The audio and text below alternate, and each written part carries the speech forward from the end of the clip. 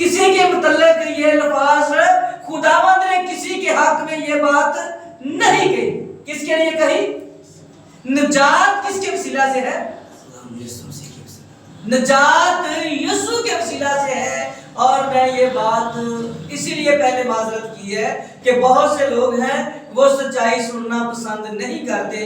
شاید کچھ لوگ میرے مخالف بھی ہوں گے, کچھ لوگ سکرین پر دیکھ کر کہیں گے کہ یہ کیسا پاسٹر ہے, یہ تو یوں ہی پھینک رہا ہے, وہ اتنے بڑے نبی ہے وہ. لیکن میں یہ بات بتاتا چلا جاؤں, خداوند کے کلام مقدس میں لکھا ہے, خداوند کہتا ہے کہ کوئی بھی نیک نہیں بلکہ ایک بھی نیک نہیں, سب کے سب نکمے اور سب نے گناہ کیا اور خداوند کے جلال سے محروم رہے. یہ بات کس نے کہی ہے؟ یسوع مسیح نے. تو جب ہمیں نجات کس کے وسیلہ سے ملتی ہے؟ کس کے وسیلہ سے ملتی ہے؟ یسوع کے وسیلہ سے. تو یہ فرما کون رہا ہے؟ بائبل مقدس کے 7 چیزیں 7 نقطے ہیں جن کو یاد رکھنا بہت ہی اہم ہے. پہلا, کب, کہاں, کیوں, کس نے, کس سے, کیسے, کس لیے. ان نقطوں کو اگر ہم یاد رکھیں گے تو تب ہمیں بائبل کی سمجھ آتی ہے, بائبل کی پرکھ آتی ہے. یہ بات جو نقطہ ہے, کس نے کس سے کہی, تو یہاں پر کس نے کہی یہ بات؟ یہاں پر خود خداوند کہہ رہا ہے. خداوند جو ہمارا باپ ہے, جو جس کے ہم لے بالک بیٹے بیٹیاں ہیں, جس کے ہم یسوع کے وسیلہ سے لے بالک اولاد ہیں, وہ کہہ رہا ہے کہ میں نے اپنے بیٹے کو اسی لیے بھیجا ہے کہ لوگ اس کے وسیلہ سے کیا کریں, کیا کریں. تو مجھے بتائیں کہ جو بائبل کہہ رہی ہے اور جو خود خدا کہہ رہا ہے, اس کو ماننا, اس کی تائید کرنا, اس پر عمل کرنا لازم ہے, یا ان نبیوں پر عمل کرنا لازم ہے جن کے بارے میں وہ کہہ رہا ہے وہ چور اور ڈاکو ہے. یہ سچائی میں آپ کو یہ بتانا چاہ رہا ہوں کہ بے شک وہ ہمارے لیے عزت کے لائق ہیں, احترام کے لائق ہیں, ان کی عزت ہم جتنی کریں اتنی کم ہے. لیکن جو ہماری عبادت ہے, جو ہماری پرستش ہے, جو ہماری زندگی میں سیکھنے کی باتیں ہیں, وہ صرف اور صرف کس کے ہے؟ یسوع مسیح کے وسیلہ سے. وہ یسوع کے بارے میں سیکھنا ہے, باپ اور بیٹا روح القدس. اس کے علاوہ اور کوئی نام نہیں ہے, اس کے علاوہ اور کوئی شخصیت نہیں ہے, اس کے علاوہ کوئی آدمی نہیں ہے.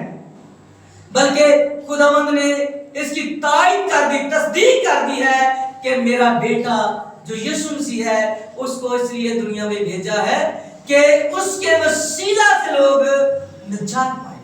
اور دوسری جگہ پر لکھا ہے کہ سب کے سب نکمے گناہ کیا اور خدا کے جلال سے محروم رہے. یسوع کہتا ہے جو مجھ سے پہلے ہے وہ سارے کیا تھے؟ کیا تھے؟ چور اور ڈاکو تھے. میں نہیں کہتا, بائبل کہہ رہی ہے مجھ سے پہلے جو ہے وہ کیا تھے؟ چور اور ڈاکو تھے. اور پھر آج میں خدا کی آواز یہ کہتی, میں نہیں کہتا کہ بے شک بائبل کا حصہ ہے پرانا عہد نامہ, ہاں ان کی خامیوں کے متعلق ہم پرانے عہد نامے سے عبرت کے طور پر ہم سیکھ سکتے ہیں کہ جب وہ گناہ کرتے تو خدا ان کو کیسے سزا دیتا, خدا ان کے ساتھ کیسا برا سلوک کرتا, اور جب وہ خدا ان کو بخشتا تو کیسی رحمت ان پر برساتا. یہ ہم سیکھنے کے لیے استعمال کر سکتے ہیں, لیکن ہمیشہ کی زندگی کے لیے نئے عہد نامے میں سے ہم نے سیکھنا ہے. کیونکہ رومیوں کی پولس رسول کا خط رومیوں کے نام اور اس کی 18 باب کی 10 باب کے 18 میں لکھا ہے ایمان سننے سے پیدا ہوتا ہے, بس سننا مسیح کے کلام سے. ایمان کس سے پیدا ہوتا ہے؟ یہ نہیں لکھا کہیں بھی کہ یسایہ کا کلام سنو تو ایمان پیدا ہوگا. یہ کہیں نہیں لکھا کہ موسیٰ جو کلیم اللہ تھا, جو خدا کے پاس 40 دن رہا, اس کے وسیلہ سے ایمان پیدا ہوگا. یہ کہیں نہیں لکھا کہ ابراہیم جو قوموں کا باپ ہے اس کے وسیلہ سے ایمان پیدا ہوگا. بلکہ یہ لکھا ہے کہ ایمان سننے سے پیدا ہوگا اور سننا پس مسیح کے کلام سے. کس کے کلام سے؟ تو مسیحی کا کلام کہاں سے شروع ہوتا ہے؟ मत्ती की अंजील से। मसीह का काम कहाँ से शुरू होता है? मत्ती रसूल की अंजील से। सो मैं आज नहीं कहता, बल्कि बाइबल कह रही है कि हमें मसीह की तरफ, हमें अपनी जिंदगी का निशाना है जो वो मसीह को बनाना है। हमने असल जो निशाना है वो पाक रूह कुद्दस को, खुदावंद को, खुदा बाप को और यीशु मसीह को बनाना है, क्योंकि हमारी जिंदगी है जो अपनी जिंदगी है, जो हमेशा की जिंदगी है, वो है यीशु मसीह। हमें निजात किस चीज से निजात?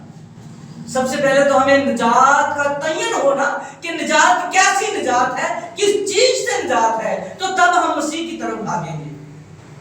जैसे जब यूहन्ना बपतिस्मा देने वाला आया तो लोगों को पता चला कि अब गजब आने वाला है, तो सारे हिफ्फी और फकी फरीसी तो यरदन की तरफ भागे और यूहन्ना ने कहा कि शाम के बच्चों तुम्हें किसने जिता दिया। उसी तरह अगर हम निजात को जानेंगे, अगर हम निजात का इल्म हो हमें, तो मैं जानता हूं कि लाज़िम खुदावंद की तरफ हम रुजू करेंगे। निजात हम छोटी छोटी चीजों को देखते हैं, बीमारी से निजात, बुखार से निजात, गुर्बत से निजात, लड़ाइयों से झगड़ों से निजात नहीं। खुदावंद बहुत बड़ी बात कर रहा है। खुदावंद उस वक्त की बात कर रहा है जहां दांतों का पीसना और आंखों का रोना और वो आग और गंधक की झील जो जल रही है, जो कभी ना बुझने की है, और जिसके बीच गुनाहगारों को डाल दिया जाएगा और जिसमें फेंक दिया जाएगा और उसमें हमेशा के लिए जलते रहेंगे।